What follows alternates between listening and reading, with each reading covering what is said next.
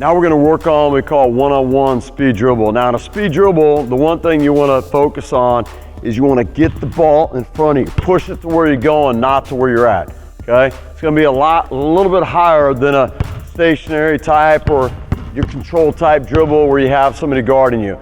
The other thing I want you to consider when you do a speed dribble is Coach K at Duke, he calls it the Duke speed dribble, but he teaches his kids to switch hands every time, especially more the center of the floor where defender cannot time a back tip. Now as we do this drill, something I'll work with kids on is this, is when they go up the floor, if a defender's coming on this side opposite the ball, we'll do cutoff dribble. We'll do cutoff to try to step across, get my shoulder, get my hip into him to bounce him off to create separation. Also, don't be afraid to use your offhand, active hand to ward him off. If the defender was on the same side the ball's coming, I go crossover to a cutoff and explode. So we're gonna do a one-on-one speed dribble. The idea is he's gonna be here, Titus, triple threat right above the block. I'm gonna have right here, Jacob's gonna be behind, having a hand right on his back here. When he starts going, stepping, put the ball on the floor, it's live.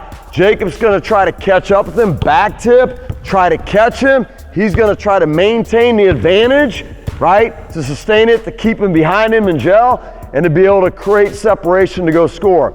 If Jacob does get ahead of him, now he wants to still be in the attack mode, get him on his back heels, work on what we've done before, change direction, change speeds, attack, go score, think layup, okay?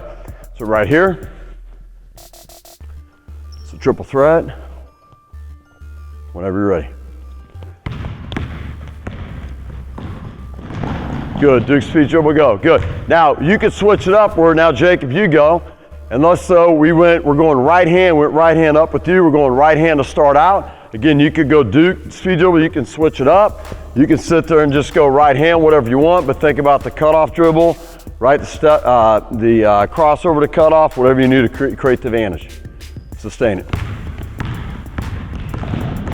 Good.